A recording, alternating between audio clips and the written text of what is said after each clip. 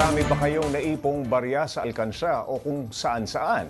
Baka panahon na para bilangin nyo na yan. Malay nyo, sapat na pala ang naiipon nyo para makabili ng motorsiklo, gaya ng tatay sa storya na to. Para bigyan ng mukha ang balita, Mobile Journal, Amy Atienza.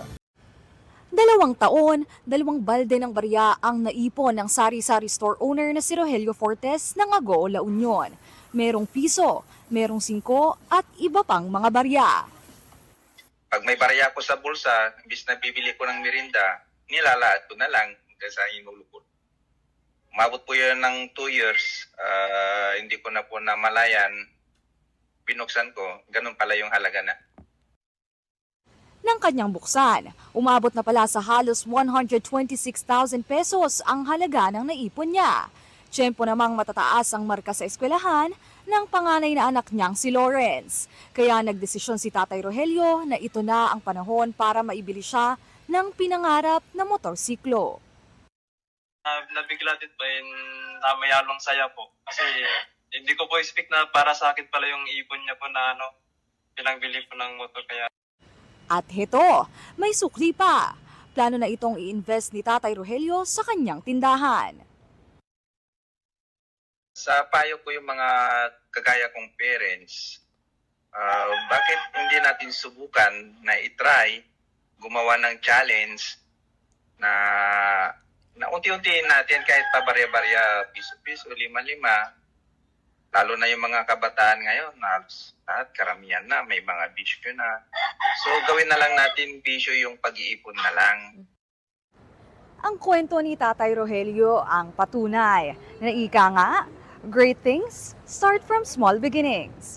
Mobile Journal, Amy Atienza po, hatid ang mukha ng balita.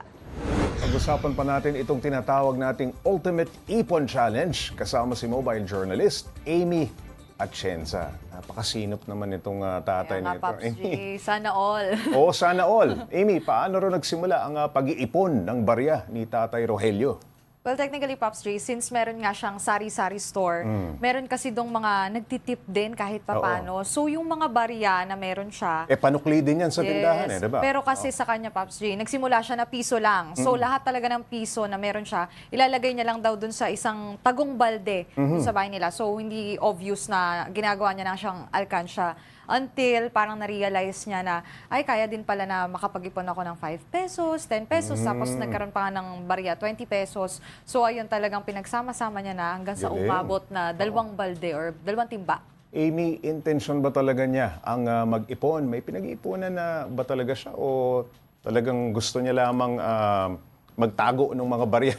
Yes, nung una talaga, Pops J, wala naman daw kasi siyang talagang target. Parang naisipan niya lang talaga na itago sa isang gilid yung mga piso-piso niya. Panukli din yan di ba? Yes, kasi yun nga daw yung magiging purpose ng sari-sari store. Pero dahil nga din nauuso na yung mga cashless transactions, so parang hindi naman na masyadong kinakailangan na magkaroon pa ng piso-piso. Though essential pa rin naman.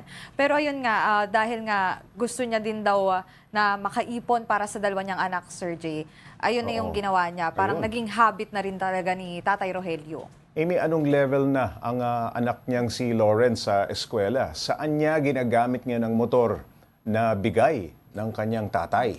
So yung motor na bigay niya, actually, yun daw talaga yung gustong motor ng anak niya. So very Naku, happy siya. swerte. Yes. And also, ang kagandahan nito, since nasa third year college pa lang siya, so nagagamit niya yung motor para makapag-travel sa school. Hindi na daw kasi kinakailangan pang mag-bike kasi initially, nagbabike lang daw talaga si Lawrence, yung panganay niyang anak. So ngayon, nakamotor na siya, mas mabilis na yung magiging mas mabilis, transport niya. sigurado. And kasi nga, Pops J, meron din silang sari-sari store. So, yung mga pag-grocery nila, tsaka yung mga Service na rin. yes, pwede na rin maging service na tutulong din naman daw si Lawrence. Amy, may iba pa bang anak si Tatay Rogelio? Nasaan ang misis niya at ano ang reaksyon nila nung nalaman ang tungkol sa matagumpay na ipon challenge ni Tatay Rogelio? Well, ito yung maganda, Pops J. Kasi hindi daw alam ng misis niya No, na, sorpresa pa. na Oo. ganun na yung naipon at nakita na nga lang daw sa online Oo. na may video daw kasi na pinost nga yung motor shop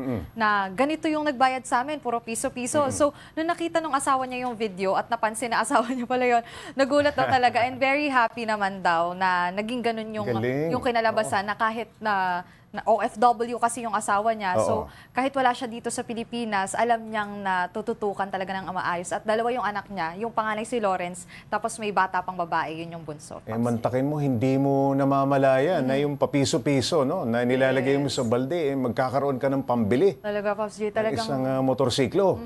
malaking tulong talaga sa Oo. kanila. Kasi nga, yun nga, pang school, pang sari-sari store na rin. And baka din daw hatid sundo yung bunso, pwedeng makatulong din yun para sa kanilang pamilya. Baka pwede pang panghanap buhay yan. Yes. Plano bang ulitin, Amy, ni Tatay Rogelio, itong ipon na challenge na? Baka isang araw, kayaanin na rin niyang mapauwi si Mrs. na OFW, no? Well, ang plano niya, Pops J, talaga, ulitin to, pero hindi naman na ganun katagal yung hintayin niya. And dahil nga nakita na rin ng mga anak niya na ganito kalaki yung naiipon niya sa loob ng 2 taon, 126,000. Ayun, nahawa niya dun sa Yes, ipon nahawa. challenge. So, naturuan niya naman daw yung mga Ang anak niya. galing. So, 3 na sila Oo. ngayon sa bahay nila na Nagsasave ng barya. Yes, magsisave ng barya. Patungkol naman dun sa asawa niya, Oo. titingnan pa natin kung mapapauwi niya naman yung sunod niya na goal nila as a family para Itong kumpleto na motorsiklo, sila. pwedeng panghanap buhay yan, lalong-lalo ngayon Yes, uso na na. malaking bagay, no? Nauuso na din kasi yung motorcycle taxi. So, pag umabot yan ng La Union, for Pwede. sure, baka pwedeng magamit. Alright, maraming salamat, Mobile Journal, Amy at Shenza.